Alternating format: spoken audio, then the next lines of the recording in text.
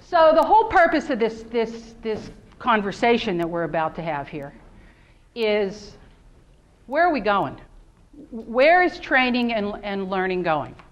And what I did to put this together is I reviewed research, because we can guess. We can all guess. Who would have guessed 10 years ago that we would have Facebook? Nobody. Nobody would have guessed. 10 years ago, Facebook didn't exist. 10 years before that, the internet didn't exist. So if you're going to guess where we're going 5 or 10 years from now, your best hope at getting it right is to base it on research. So what I did here in my effort to find out what the future of learning is looking at is I reviewed a lot of research. All of this research is available. It's out on my website, bobbybaggio.com. You can download it for free. I think the only one I don't have up there yet is the Horizon 2009 report, but by tomorrow morning it'll be out there. All right, so let me get my clicker going here. Whoever was talking about this at the end, I could have given you a hug because it was like a wonderful segue into what I was about to talk about. Which one is it? How do you spell e-learning? Do you spell it with a hyphen? Do you have a small e or a capital E? Is it all one word? Does it even appear in your word spell check? Not unless you put it there, but it's here. Do we call it distance learning? Some people call it distance learning. Do we call it technology-based learning? The big word now is ubiquitous learning. That's sticky, isn't it? Ubiquitous learning. What it basically means is anywhere, anytime, on anything learning. So what is this stuff anyway? Well, my contention is that, learning is learning. And that's really what we're talking about. I don't think 5 years from now we'll drop the E, we'll drop the I, we'll drop the whatever we're going to call it, and learning will still be learning. All right, so we're going to take a look at some major e-learning reports. The first meta-analysis that we're going to look at is of 15 different e-reports from government, business, and higher ed. Then we're going to take a brief look at the Horizon reports. You can get the Horizon reports, you can probably Google them, they'll come up. Or you can get them off of EDUCAUSE. EDUCAUSE is a consortium of 25 different colleges and universities and research institutions, the head of which is Stanford University. So it's a pretty good source. Next, we're going to look at Online Nation, which has been out for a while, but has some good things to say. We're going to look at a report on e-learning best practices. And then we're going to take a look at a government think tank, which what they do is study the way people learn all over the world. All right, so a meta-analysis on e-learning reports, this is the one that reviewed 15 different other reports, said that e-learning issues were plagued by learner, faculty, and administrative issues.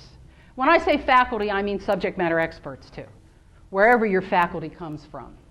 Plagued by learner, faculty, and administrative issues. What kind of issues can you foresee? Anybody? What kind of learner issues do you have? Well, you've got generational issues. You have issues of people who don't want to use the technology. You have issues about the way people learn, different types of learning styles. You have you have faculty who's reluctant. You have subject matter experts who are reluctant to use the technologies. And then you have administrative issues. I heard somebody saying here, there's not enough of me. Do you know how many times I hear that?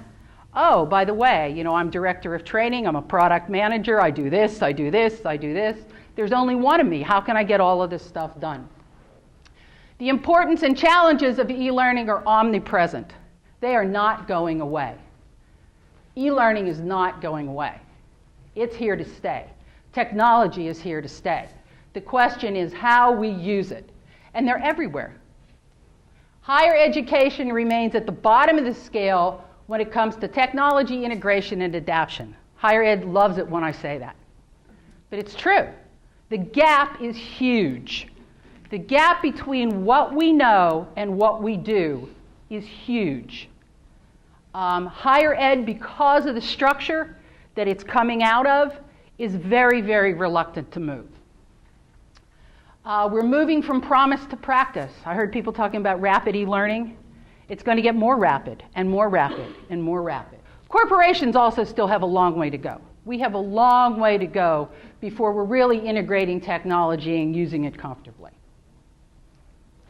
All right, so the 15 reports showed that 9 features of e-learning were important. If you don't have this PowerPoint presentation, it's also out on my website. So you can download that too. So you don't really need to take notes if you don't want to.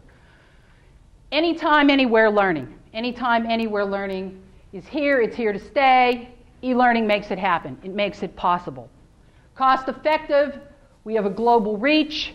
It provides us with the ability to do just-in-time learning. I heard people talking about informal learning, snippets of learning, just-in-time learning.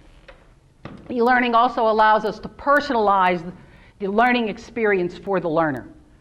Because we're all different, that's real important.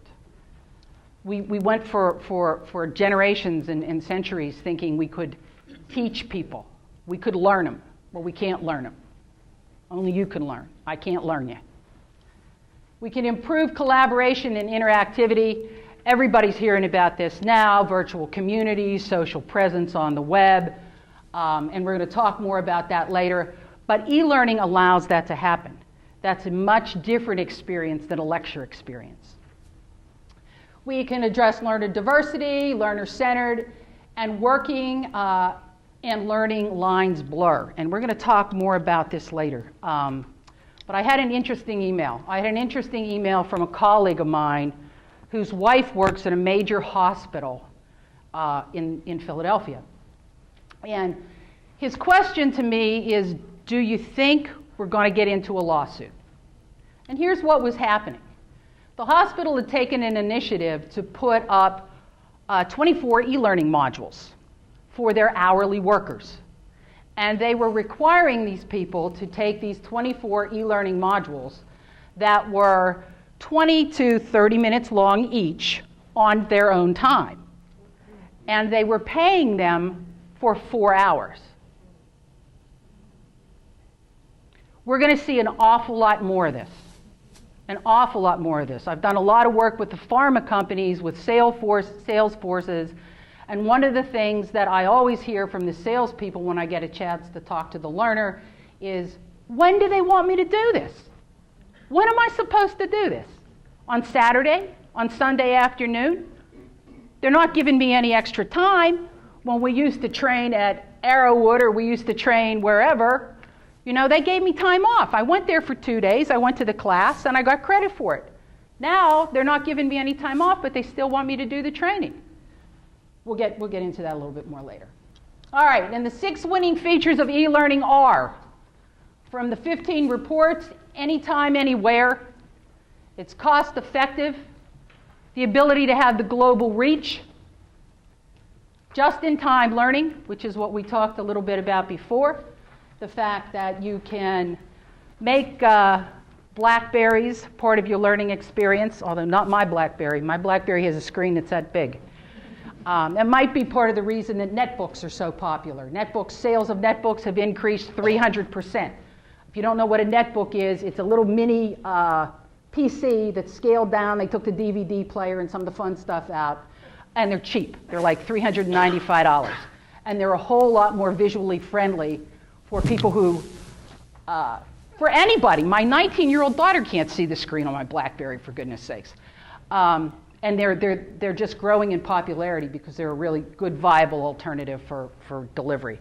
Personalization, you can personalize the e-learning, and collaboration and interactivity. 7 trends in all 15 reports. Lifelong learning. Everybody sees this and goes, blah, blah, blah, blah, blah. Lifelong learning. We know that. Well, we do know it. And we know that with how rapidly things are changing. That's the one thing I want to get across to everybody today, is that it is changing rapidly. It is changing so rapidly that by the time you figure